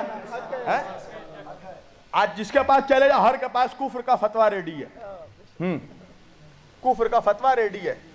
شیعہ کے پاس جاؤ شیعہ بولے گا سنی کافر، سنی کے پاس جاؤ سنی کہے گا شیعہ کافر، بریلوی نے کہا دیوبندی کافر، دیوبندی نے کہا بریلوی کافر، حنفی نے کہا مالکی کافر، مالکی نے کہا شافعی کافر، شافعی نے کہا رضوی کافر۔ سارے مسلمان ایک دوسرے کو کافر کہہ رہے ہیں، ایک بیچارہ کافر ہی ہے جو ہمیں مسلمان کہہ رہا ہے۔ بتا واعظ تنگ نظر نے ہمیں کافر جانا اور کافر یہ سمجھتے ہیں مسلمان ہیں ہم۔ آج کفر کا فتویٰ جسے دیکھو کفر کا فتویٰ ریڈی ہے ہر مفتی کے پاس، یعنی اس کے عقیدے سے اگر مفتی صاحب کے نظریے سے ذرا بھی آپ اختلاف کیجئے گا تو وہ فوراً آپ کو کافر بنا دے گا۔ ہاں کافر ہو گئے۔ اللہ کی قسم آج بتاؤ، آج مسلمانوں، آج ہندوستان میں ساری فیسیلیٹیز ہمارے پاس اویلیبل ہیں، ہر فیسیلیٹیز اویلیبل ہے، مسجد بھی ہے، مدرسہ بھی ہے، خانقاہ بھی ہے، درگاہ بھی ہے، کتابیں بھی ہیں، لائبریری بھی ہے، سب کچھ ہمارے پاس ہے۔ مگر اس کے باوجود اگر میرے جیسا مولوی چاہے اور راستے میں نکل جائے تو میرے جیسے مولوی کو دیکھ کر 9 لوگ کلمہ نہیں پڑھیں گے۔ اللہ اکبر، ساری فیسیلیٹیز موجود ہیں، پانچوں وقت اذان بھی ہو رہی ہے، مسجد بھی ہے، مدرسہ بھی ہے، لائبریری بھی ہے، خانقاہ بھی ہے، درگاہ بھی ہے، سب کچھ ہے، مگر راستے پہ کوئی مولوی نکل جائے تو 9 لوگ کلمہ نہیں پڑھیں گے۔ اللہ رے اس وقت کو یاد کرو جب ہندوستان میں نہ مدرسہ تھا، نہ مسجد تھی، نہ خانقاہ تھا، نہ درگاہ تھا، نہ مؤذن تھا، نہ اذان ہو رہی تھی، مگر جیسے ہی خواجہ نے ہند کی دھرتی پہ قدم رکھا 90 لاکھ برہمنوں نے کلمہ پڑھ دیا۔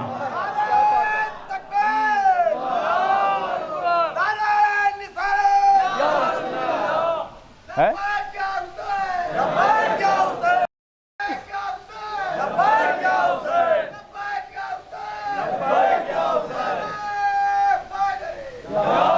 90 لاکھ اللہ اکبر لوگوں نے صرف خواجہ کے چہرے کو دیکھ کر کلمہ پڑھا۔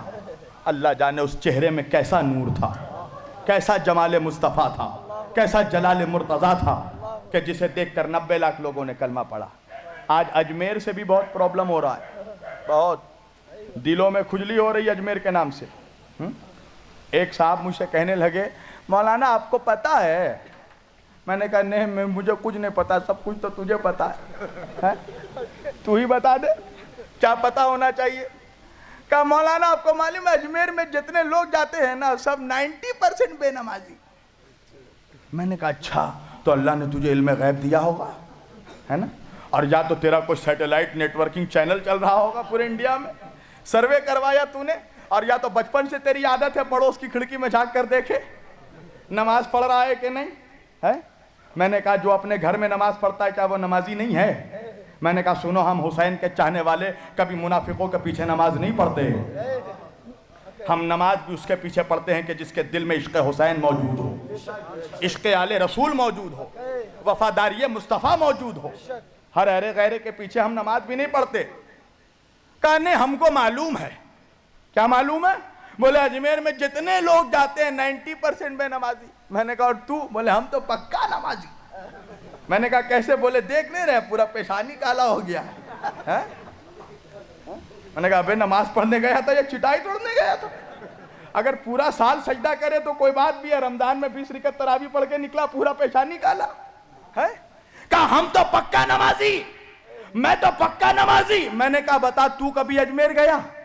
کہا نہیں مولانا ہم تو کبھی اجمیر نہیں گئے۔ میں نے کہا تو اب جب مسجد جانا تو جا کر اپنے گناہوں کی اللہ سے معافی مانگنا، اس لیے کہ اجمیر وہی جاتے ہیں جنہیں خواجہ بلاتے ہیں۔ اللہ جانے تیرے جیسے نمازی سے خواجہ تو ان بے نمازیوں میں کیا دکھا کہ ان کو بلا لیا تجھے بھگا دیا۔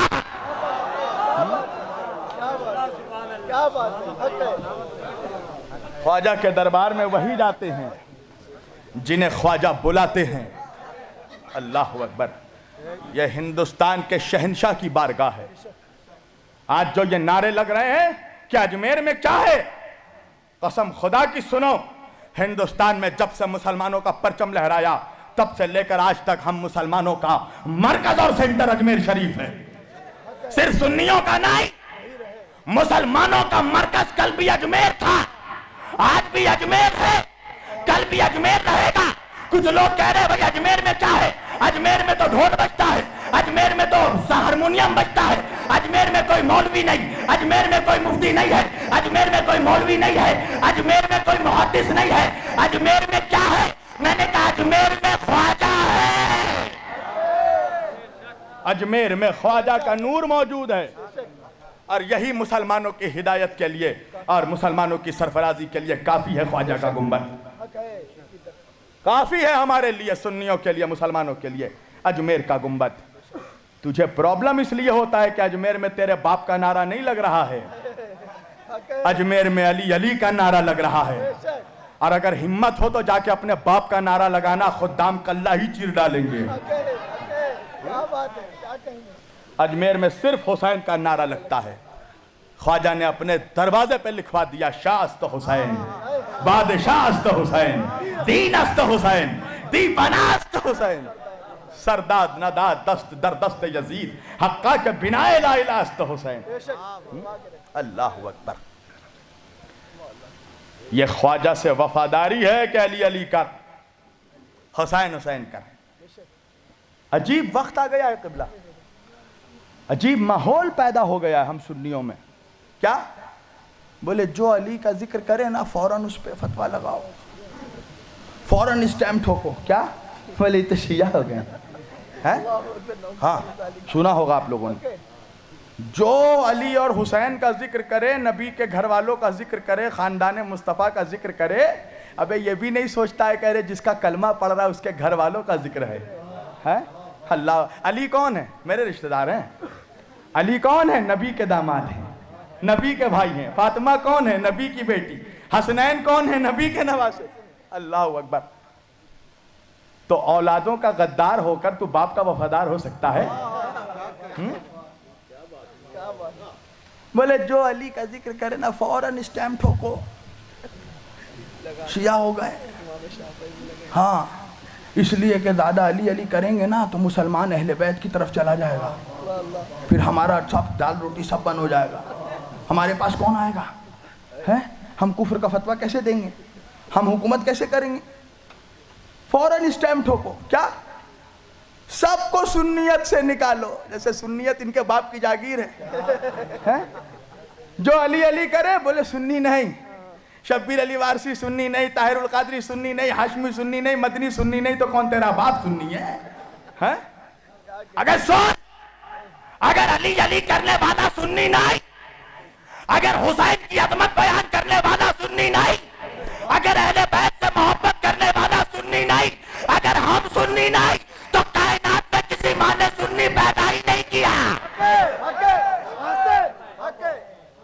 اس لیے کہ سنیت فطرہ بٹورنے کا نام نہیں ہے، سنیت بقرعید میں جانور کے جمڑے کے ٹکڑوں کو لپیٹنے کا نام نہیں ہے، سنیت حسین کے تلووں پہ غلامی کرنے کا نام ہے، سنیت علی کے روضے میں نوکری کرنے کا نام ہے، سنیت اہل بیت سے محبت کرنے کا نام ہے۔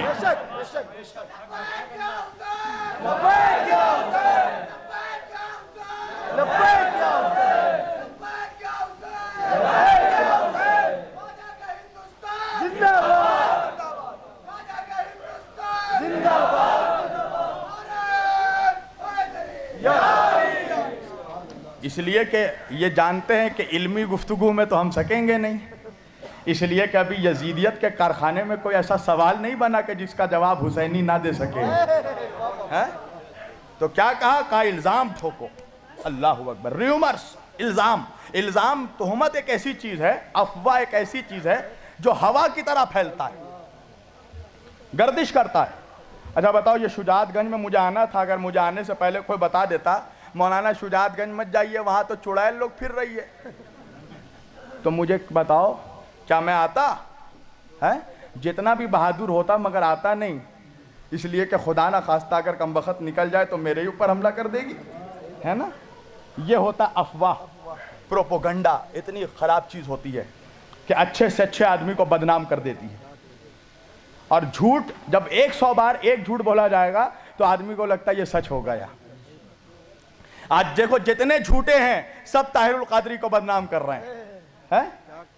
طاہر القادری مشرک، طاہر القادری کافر، طاہر القادری پادری، اس لیے کہ طاہر القادری کے قدموں کی خاک کی برابری بھی نہیں کر سکے گا مولوی. بتائے طاہر القادری سے دشمنی کس لیے ہے؟ اس لیے کہ طاہر القادری نے علی کا ذکر کیا، اس لیے کہ طاہر القادری نے امام حسین کا ذکر کیا. ان لوگوں کا دیکھو سازش جو ہے بڑی ڈینجر سازش ہے. کیوں؟ کہا کہ فوراً فتویٰ لگاؤ شبیر علی وارثی شیعہ ہو گئے. اس سے ہوگا کیا؟ دو میں سے ایک چیز ہوگی، یا تو شبیر علی وارثی خود ڈر جائیں گے اور اہل بیت کا ذکر کرنا بند کر دیں گے، اور یا تو سنی پبلک ان کو بلانا بند کر دے گی. تو دونوں میں سے جو بھی ہوگا ہم کامیاب ہو جائیں گے. مگر تجھے نہیں معلوم کم بخت، ارے ایک شبیر الوارثی مرے گا، اللہ 1,00,000 کو پیدا کر دے گا. اس لیے کہ حسین کا ذکر ملا نہیں کروا رہا ہے، اللہ کروا رہا ہے. کبھی دیکھنا پورے سال مولوی بولتا رہتا ہے یہ حرام، کھچڑا حرام، ملیدہ حرام، پرچم حرام، تعزیہ حرام، سب حرام، یہی ایک حلالی بچا ہے، سب حرام. مگر بتاؤ محرم میں رکتا ہے؟ حسین کا تعزیہ اور شان سے نکل رہا ہے، حسین کا علم اور شان سے نکل رہا ہے، حسین کا سبیل اور شان سے نکل رہا ہے. کہیں رکا؟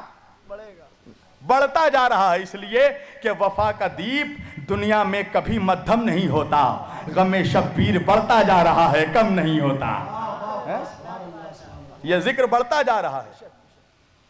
تعزیہ سے پرابلم کیا پرابلم؟ آپ لوگ تو اپنے ہاتھ سے بناتے ہیں تعزیہ، خود اپنے ہاتھ سے بناتے ہیں، لکڑی سے، کاغذ سے بناتے ہیں. میں نے کہا تو نے محلے میں جو مسجد بنائی تھی اس کے اینٹا کیا جبریل لے کر آئے تھے؟ چونا حضرت میکائیل نے کیا تھا، ماربل حضرت اسرافیل نے بچھایا تھا، اور ابے بنایا بھی تو اپنے جیب سے نہیں، اوپن چندہ ہے. اچھا بتاؤ جب چندہ کیا تھا مسجد کے لیے، تعمیر مسجد کے لیے، تو کیا سب کا اکاؤنٹ چیک کیا تھا چندہ دینے والوں کا؟ کس کا حلال پیسہ ہے، کس کا حرام پیسہ ہے، کس کا وائٹ منی، بلیک منی؟ وہاں تو آؤ قلندر گھس جاؤ اندر، جو آئے لپیٹ لو. اور اسی پیسے سے مسجد بنائی، اپنے ہاتھوں سے دیواریں لگائی، اپنے ہاتھوں سے چونا قلعی کیا، اور اللہ سے منسوب کر دیا کہ یہ اللہ کا گھر ہو گیا. ارے تو اپنے پیسے سے مسجد بنا کر، اینٹا لگا کر، چونا لگا کر تو اللہ سے منسوب کر سکتا ہے، تو ہم لکڑی اور کاغذ کا تعزیہ بنا کر حسین سے منسوب نہیں کر سکتے؟ نہیں کر سکتے. اچھا ایک صاحب مجھ سے بحث کرنے لگے، اور جو مجھ سے بحث کر رہے تھے اتفاق سے وہ جو اپنا سبز امامہ پہنے ہوئے تھے، اس سبز امامے میں جوتا بنا ہوا تھا. آپ لوگ سمجھ گئے ہوں گے، سبز امامے میں نالین بنا ہوا، جوتا لگا ہوا ہے، اور یہاں تک کہ سر میں جو گلے میں جو شال جو دوپٹہ اوڑا ہے اس میں بھی جوتا لگا ہوا ہے. میں نے کہا یہ قرآن کی کس آیت میں ہے کہ امامے میں جوتا لگاؤ؟ بتاؤ. بہت زیادہ قرآن پڑھتے ہو تو دکھاؤ مجھے 6666 آیت میں ایک آیت میں بھی مجھے دکھاؤ کہ اللہ نے کہا ہو کہ امامے میں جوتا پہنو. اچھا حدیث میں دکھاؤ کہ حضور نے کہیں کہا ہو، کسی حدیث میں، بخاری میں، ترمذی میں، مسلم میں، ابن داؤد میں، ابن ماجہ میں، کسی تاریخ میں، ابن خلدوم میں، تاریخ طبری میں کہیں بھی دکھا دو کہ اللہ کے رسول نے فرمایا امامے میں جوتا پہنو. کہا نہیں مولانا. اچھا چھوڑو، کسی صحابی کے عمل سے ثابت کر دو کہ کسی صحابی نے اپنے امامے میں جوتا لگایا ہو. کہا نہیں مولانا، اسے حدیث میں، روایت میں اور صحابی کے کردار میں مت ڈھونڈیے. میں نے کہا کیوں؟ کہا یہ عشق مصطفیٰ ہے. اللہ اکبر. کیوں؟ کہا اس لیے کہ یہ میرے نبی کے جوتے کی شبیہ ہے. کیا ہے؟ یہ میرے نبی کے جوتے کی نقل ہے. اسے قرآن میں، آیت میں، روایت میں، حدیث میں، تاریخ میں مت ڈھونڈیے. نبی کے جوتے کی شبیہ پہن کر گھومنا یہ عشق مصطفیٰ ہے. میں نے کہا اسی طرح حسین کے روضے کی شبیہ بنا کر تعزیہ اٹھانا یہ عشق شہیدان کربلا ہے.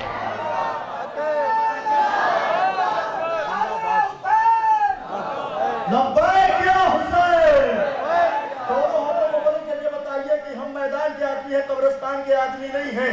لبیک یا حسین، لبیک یا حسین، لبیک یا حسین. حیدری، حیدری.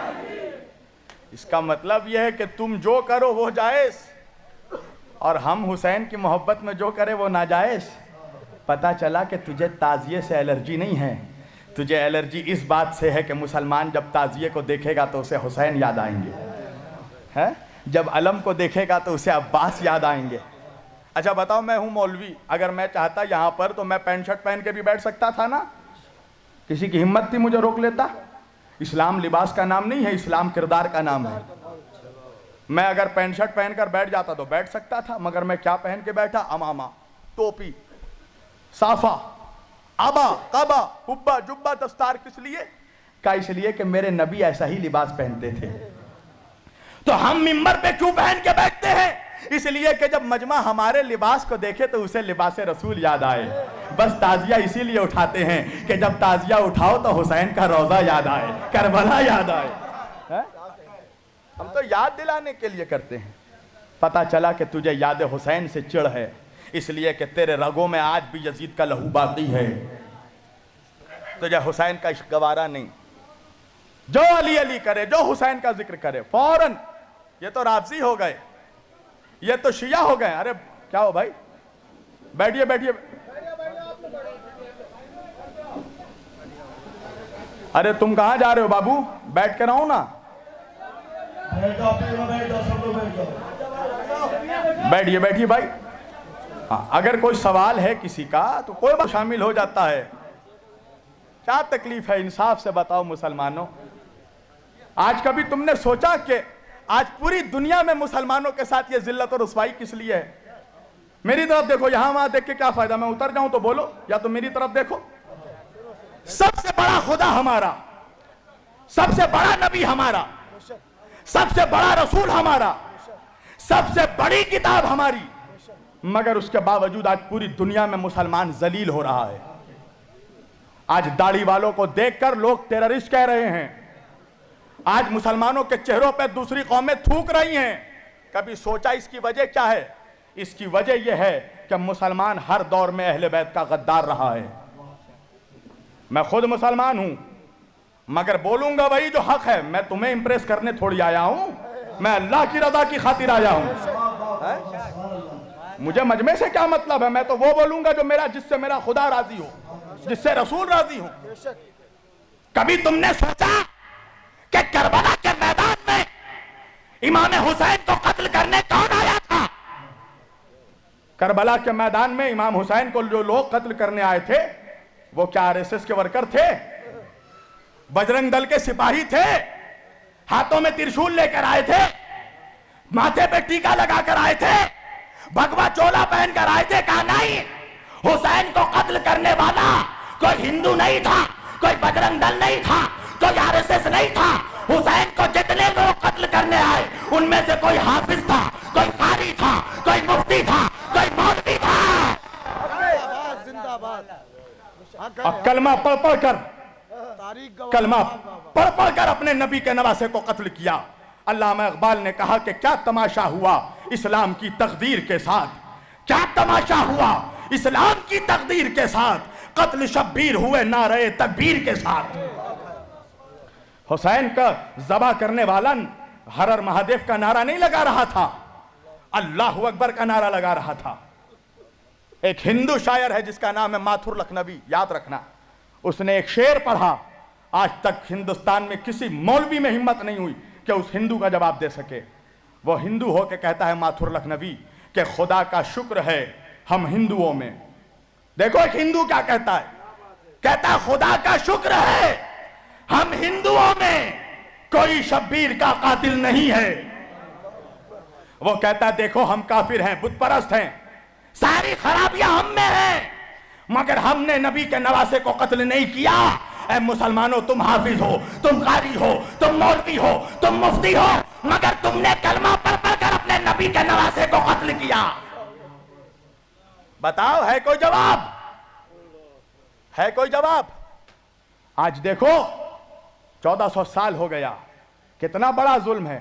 کل بھی اہل بیت پہ ظلم ہوا, آج بھی اہل بیت پہ. دیکھو تم اہل بیت کا جب جلوس جلسہ کرو, اہل بیت کا ذکر کرو, تعزیہ اٹھاؤ, علم اٹھاؤ, دیکھو کوئی ہندو آبجیکشن نہیں کرے گا, کوئی سکھ آبجیکشن نہیں کرے گا. آبجیکشن کون کرے گا؟ مسلمان کرے گا, کلمہ پڑھنے والا کرے گا. ہم نہیں جلوس اٹھنے دیں گے, نہیں علم اٹھنے دیں گے. تو یہ آل محمد سے تمہاری جو یہ دشمنی ہے, اللہ نے تمہیں ذلیل کر دیا پوری دنیا میں, اور اسی طرح ذلیل ہوتے رہو گے. ہر جگہ مار کھاؤ گے تم. ہندوستان میں جس طرح کتوں بلیوں کی طرح تمہیں لوگ مار رہے ہیں, تمہاری اوقات اتنی ہے مسلمانوں کہ تمہاری جان ایک جانور سے بھی سستی ہو چکی ہے ہندوستان میں. ایک جانور کی وجہ سے مسلمانوں کو ایک بھیڑ مار کے نکل جاتا ہے, کوئی انصاف کرنے والا نہیں ہے. بتاؤ مجھے, جب مارا گیا جانور کے نام پہ مسلمانوں کو, تو مارنے سے پہلے مارنے والے نے پوچھا تھا تم شیعہ ہو, سنی ہو, وہابی ہو, بریلوی ہو, دیوبندی ہو؟ مارنے والا نہیں سوچتا کہ وہابی ہے, بریلوی ہے, مفتی ہے, کیا ہے, کچھ نہیں سوچتا. وہ تو یہ دیکھتا ہے کہ مسلمان ہے. تمہاری حیثیت ایک جانور کے جان سے بھی کم ہو چکی ہے. کبھی سوچا بیٹھ کر انصاف سے, کبھی سوچنا کہ ریزن کیا ہے, وجہ کیا ہے؟ وجہ ہے اہل بیت کی غداری, وجہ ہے نبی کی آل پاک کی غداری. تمہیں اہل بیت کے ذکر سے تمہارے سینوں میں پوائزن دوڑ جاتا ہے. اہل بیت کا ذکر ہونے سے, حسین کا ذکر ہونے سے تمہیں تکلیف ہوتی ہے. کبھی سوچا کہ حسین کون ہے؟ حسین وہ ہے کہ جس کے لیے نبی نے فرمایا الحسین منی وانا من الحسین, حسین مجھ سے ہے, میں حسین سے ہوں. اللہ اکبر. جنت جانا چاہتے ہو, 70 حوروں سے شادی کرنا ہے؟ ابے سوچا بھی ہے کمینے کہ جنت کا سردار تیرا باپ نہیں ہے, حسنین کریمین ہے. نبی نے فرمایا الحسن والحسین سیدہ شباب اہل الجنہ, میرے دونوں نواسے حسن اور حسین جنت کے جوانوں کے سردار.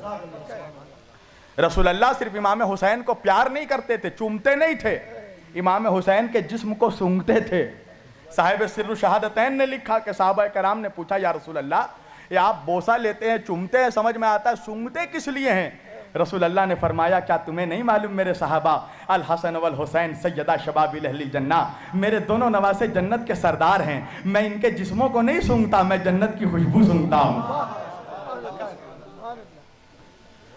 بس میں اپنی تقریر سمیٹ رہا ہوں. انصاف سے بتاؤ مسلمانوں, تمہارے نبی نے تم سے کبھی کچھ مانگا؟ نبی نے صرف دیا ہے امت کو, نماز دیا, روزہ دیا, حج دیا, زکات دیا, عبادت دیا. تم 360 خداؤں کی پرستش کرتے تھے, تمہیں ایک خدا کی معرفت عطا کی. نبی نے صرف دیا ہے امت کو, کچھ مانگا نہیں. ایک چیز مانگی ہے میرے نبی نے, اللہ اکبر, وہ بھی نہیں دے سکتے اپنے نبی کو. ایک چیز مانگی ہے, قرآن کی آیت ہے سورہ شعراء کی. نبی نے فرمایا قُلْ لَا أَسْأَلُكُمْ عَلَيْهِ أَجْرًا إِلَّا الْمَوَدَّةَ فِي الْقُرْبَى, دیکھو مجھے میرے اہل بیت کی محبت دے دو,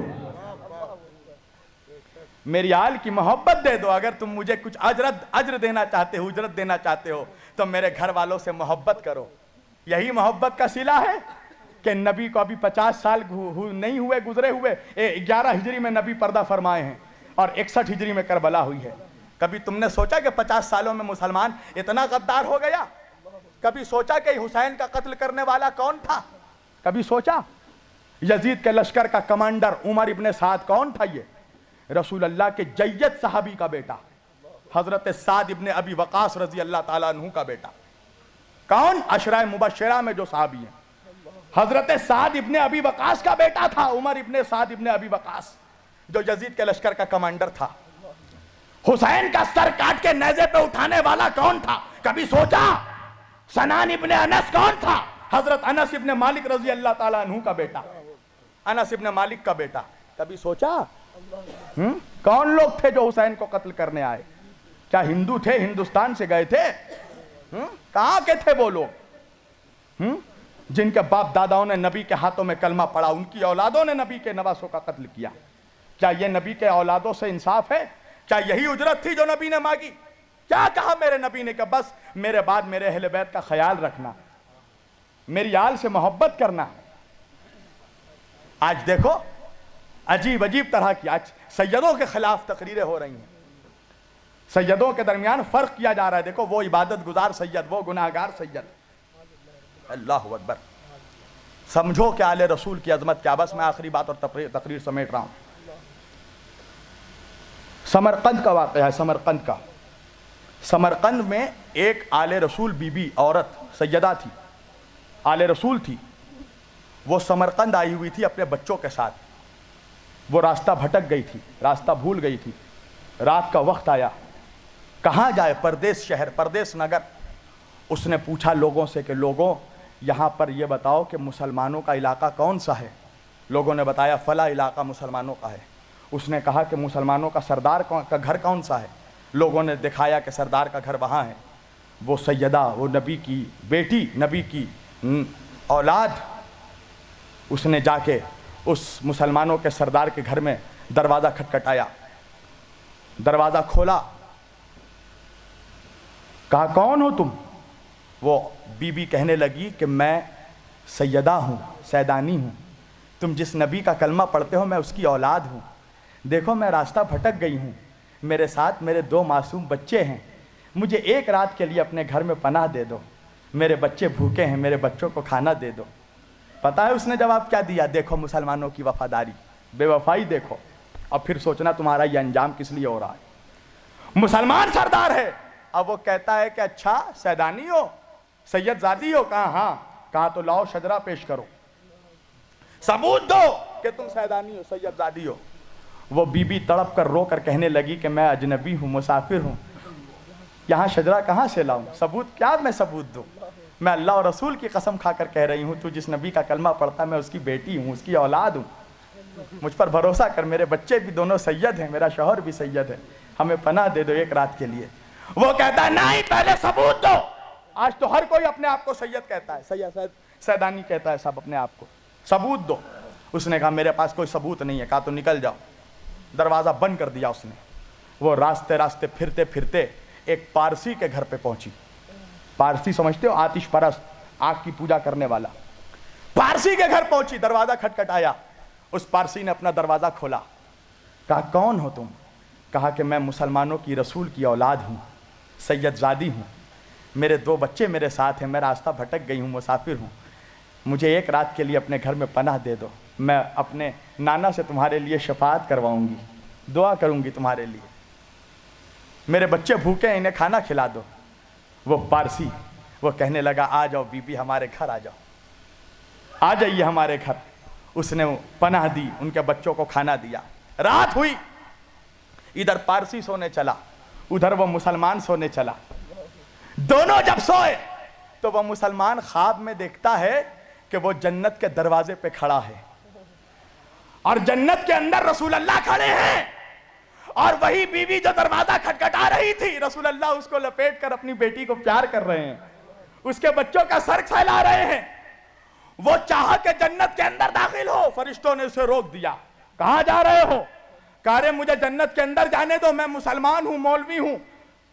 فرشتوں نے کہا کہ مسلمان ہو؟ کہا ہاں۔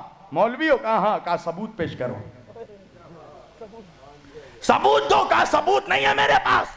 اس کی آنکھ کھل گئی، اب وہ پریشان ہو گیا، پسینے آنے لگے، اب وہ ہر جگہ جا جا کر ڈھونڈ رہا ہے وہ عورت کہاں ہے، وہ بچے کہاں ہیں۔ ایک مرتبہ ڈھونڈتے ڈھونڈتے وہ اسی پارسی کے گھر میں پہنچا کہ جس پارسی نے اس سیدانی کو پناہ دیا تھا۔ ایک مرتبہ دروازہ کھٹکھٹایا، پارسی نے دروازہ کھولا۔ وہ مسلمان کہتا ہے کہ یہ بتاؤ کہ تمہارے گھر میں کوئی عورت آئی تھی؟ کہا ہاں۔ کہا اس نے کہا کہ وہ نبی کی اولاد میں سے؟ کہا ہاں۔ کہا اس کے ساتھ 2 بچے بھی تھے؟ کہا ہاں۔ کہا تم نے اسے پناہ دی ہے؟ کہا ہاں۔ کہا اسے میرے حوالے کر دو۔ وہ پارسی کہنے لگا کسی قیمت پہ حوالے نہیں کروں گا۔ وہ مسلمان کہنے لگا میں جتنی دولت لینی ہے بولو، میں ساری دولت دے دوں گا، مگر ان لوگوں کو میرے حوالے کر دو۔ کہا ہرگز حوالے نہیں کروں گا. وہ مسلمان کہنے لگا کیوں حوالے نہیں کروں گا؟ اس پارسی نے کہا اس لیے کہ جو خواب دیکھ کر تو آ رہا ہے وہی خواب میں نے بھی دیکھا ہے. وہی خواب میں بھی دیکھ کر اٹھ رہا ہوں. تو احسان فراموش ہو. نبی کا نمک کھا کر نبی کے گھر والوں پر بھونکنے والوں ہوشیار ہو جاؤ. رسول اللہ کو چہرہ دکھانا ہے قیامت کے دن. کیا چہرہ دکھائے گا تو؟ 2 کوڑی کا مفتی مولوی، 2 کوڑی کا مسلمان کیا چہرہ دکھائے گا نبی کو کہ ہم نبی آپ کا کلمہ پڑھ پڑھ کر آپ کے نواسوں کے ذکر پہ اعتراض کرتے تھے، آپ کے نواسے کے ذکر کو روکتے تھے، اور سمجھتا ہے کہ نبی گلے لگا لیں گے. تیرے جیسے منافق سے نبی چہرہ پھیر لیں گے. اس لیے کہ جو حسین کا نہیں ہو سکتا وہ رسول کا نہیں ہو سکتا. پہلے حسین کا وفادار بن، پھر مصطفیٰ کا وفادار بننا. پہلے اولاد کا وفادار بن، پھر باپ کا وفادار بننا. اہل بیت پر رحم کرو مسلمانوں. قسم خدا کی نبی کو مت تڑپاؤ. نبی کے دل کو، نبی کے دل میں ایسے ہی تم نے بہت تکلیف پہنچائی ہے. تم کیا سمجھ رہے ہو؟ آج محرم جیسے ہی آیا ہر جگہ happy new year, happy new year, مبارک ہو مبارک ہو. کس بات کی مبارکبادی؟ جس نے مبارکبادی دی کبھی پوچھا اس سے کس بات کی مبارکبادی؟ نبی کا گھر لٹ گیا اس کی مبارکبادی، نبی کے گھر کے بچوں کو مار دیا گیا اس کی مبارکبادی، نبی کی اولادوں کے جنازوں پہ گھوڑے دوڑائے گئے اس کی مبارکبادی. کس بات کی مبارکبادی؟ کہا نوح کی کشتی پار لگی، آدم کی توبہ قبول ہوئی، تجھے آدم یاد رہا، نوح یاد رہے، تجھے حسین نہیں یاد رہا، تجھے ننھا سا بچہ علی اصغر نہیں یاد رہا، تجھے وہ 18 سال کا شبیہ مصطفیٰ علی اکبر نہیں یاد رہا جس کے سینے پہ برچھی لگی. کبھی سوچا جس گھر سے پردہ قائم ہوا اس گھر کی عورتوں کو بے ردہ چادر چھین کر ننگے سر پھرایا گیا فاطمہ کی بیٹیوں کو ہاتھ پسے گردن باندھ کر. جناب فاطمہ کی بیٹی زینب کبریٰ حسین کی بہن، نبی کی نواسی علی کی بیٹی اپنے بالوں سے چہرہ چھپا رہی تھی. گلی گلی پھرایا گیا. تمہیں اب بھی رحم نہیں آتا اہل بیت پہ؟ کیسے مسلمان ہو کہ کلمہ پڑھتے ہو نبی کا اور نبی کے گھر والوں سے ذرا سا بھی محبت نہیں ہے، ذرا سی بھی تمہیں عقیدت نہیں ہے؟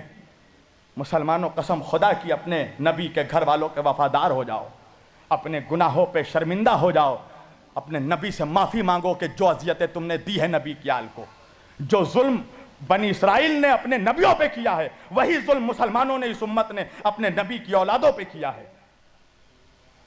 کل اہل بیت کو قتل کیا، آج اہل بیت کا ذکر روک رہے ہو، اہل بیت کے ذکر کرنے والوں پہ فتویٰ لگا رہے ہو، چاہتے ہو کہ کہیں سے ذکر اہل بیت بند ہو جائے.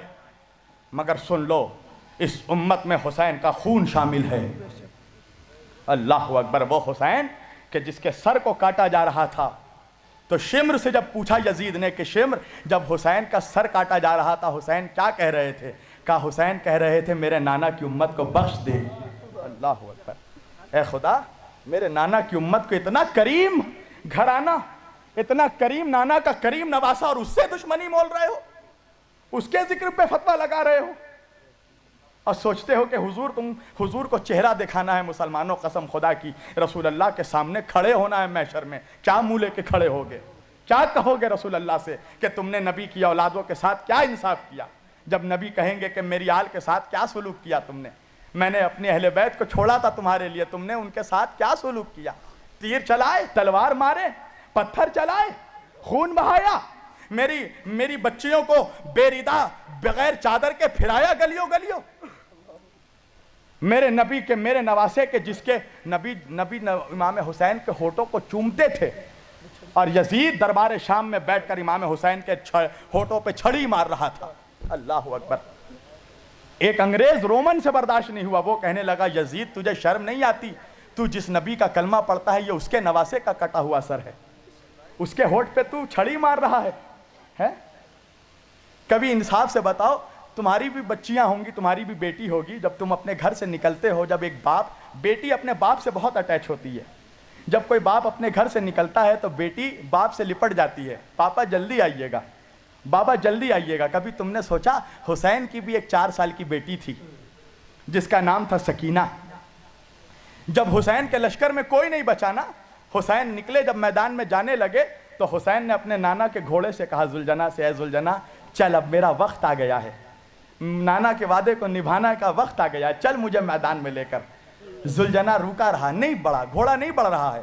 امام حسین نے کہا کہ اے نانا کے گھوڑے، آج جب سب نے میرا ساتھ چھوڑ دیا تو بھی میرا ساتھ چھوڑے گا؟ زلجنا سر ہلا کر اپنے پیروں کی طرف دکھانے لگا۔ حسین نے جب گھوڑے کے پیر کو دیکھا تو کیا دیکھا؟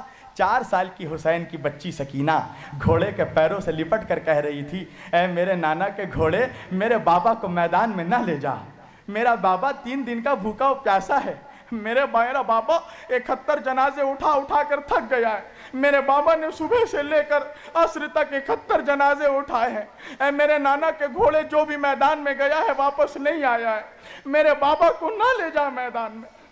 حسین گھوڑے سے اترے، سکینہ کو گود میں اٹھایا، کہا سکینہ مجھے اپنے نانا کا وعدہ نبھانا ہے۔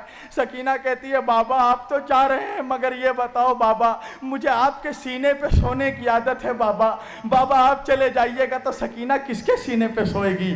حسین کربلا کی گرم زمین پر لیٹ گئے، کہا آ سکینہ میرے سینے پہ سو جا میری بچی، اپنی بچی کو اپنے سینے پہ سلایا۔ ہاں عزیزو انصاف سے بتاؤ، اگر کسی کا باپ مر جاتا ہے، اس کی بچی چھوٹی ہوتی ہے، تم کیا کرتے ہو؟ بچی کو سہارا دیتے ہو، پیار کرتے ہو۔ تمہیں معلوم ہے جب حسین کا سر کاٹ کر نیزے پہ اٹھایا گیا تو کسی نے حسین کی 4 سال کی بچی کو پیار نہیں کیا، کسی نے اس کا سر نہیں سہلایا، بلکہ اس لیے کہ حسین اپنی بچی سے پیار کرتے تھے۔ اس بچی کے چہرے پہ تماچے مارے گئے، اس کے کانوں سے بالیاں نوچ لی گئی۔ اللہ اکبر۔ اس بچی کے چہرے پہ اتنے تماچے مارے گئے کہ اس بچی کے چہرے پہ تماچوں کا نشان پڑ گیا۔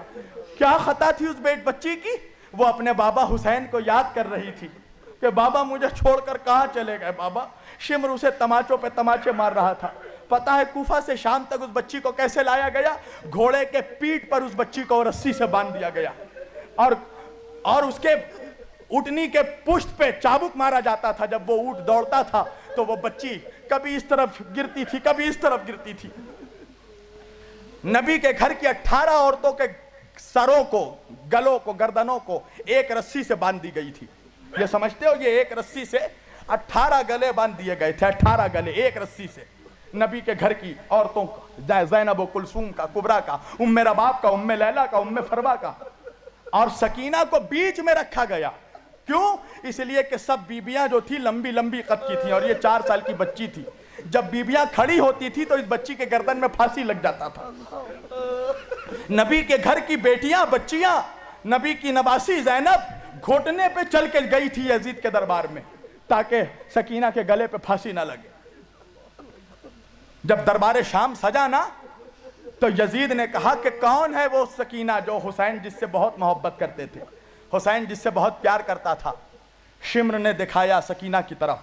یزید نے سکینہ کی طرف دیکھا اور دیکھ کر کہا کہ اے بچی بتا تیرا نام کیا ہے؟ سکینہ کے گلے میں رسی بندھا ہوا تھا، وہ بچی کچھ بول نہیں پا رہی تھی، وہ کیسے بولے؟ یزید نے دوبارہ پوچھا، میں پوچھ رہا ہوں تو اپنا نام بتا۔ سکینہ کچھ نہیں بتا پا رہی، آواز نہیں نکل رہی ہے، گلے میں رسی لگا ہے۔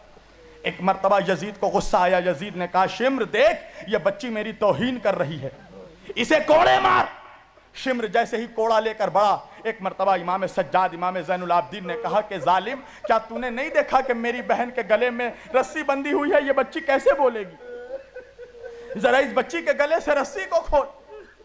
یزید نے کہا کہ اس کے گلے سے رسی کھولا جائے۔ رسی جیسے ہی کھولا گیا، اتنا سخت تھا رسی کہ سکینہ کے گلے سے خون بہنے لگے، 4 سال کی بچی کے گلے سے خون بہنے لگا۔ یزید نے اپنے پاس بلایا، سکینہ نے ایک مرتبہ اپنے بھائی سجاد کو دیکھا۔ امام نے کہا کہ جا سکینہ ورنہ یہ ظلم اور ظلم کرے گا تیرے اوپر۔ سکینہ یزید کے سامنے آئی۔ یزید نے کہا کہ میں نے سنا ہے کہ تو حسین کے سینے پہ سوتی تھی؟ کہا ہاں میرا بابا مجھے اپنے سینے پہ سلاتا تھا۔ یزید نے کہا کہ تو بھوکی ہے؟ سکینہ نے گلا ہلایا، ہاں میں بھوکی ہوں۔ کہا کچھ کھائے گی؟ ایک مرتبہ سکینہ نے اپنے بھیا امام زین العابدین کی طرف دیکھا۔ امام نے کہا کہ ہاں سکینہ سر ہلاؤ۔ سکینہ نے سر ہلایا، ہاں کھاؤں گی۔ یزید نے ایک تشت منگوایا، تشت جب ہوٹل وغیرہ میں تم جاؤ گے تو دیکھو گے بڑے ہوٹلوں میں تشت میں ڈھانک کر کھانا لایا جاتا ہے۔ ایک تشت منگوایا اور منگوا کے کہا کہ دیکھ اس کے نیچے کھجور ہے، لے تھوڑا سا کھجور کھا لے۔ پتہ ہے کیا ہوا؟ سکینہ نے جیسے ہی تشت اٹھایا کیا دیکھا؟ کھجور نہیں تھا، بابا کا حسین کا کٹا ہوا سر تھا۔ بیٹی نے باپ کے سر میں سر رکھ دیا۔ او بابا کہاں چلے گئے تھے چھوڑ کے بابا؟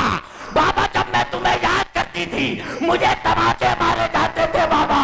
بابا میرے کانوں سے بالیاں نوچ لی گئی بابا۔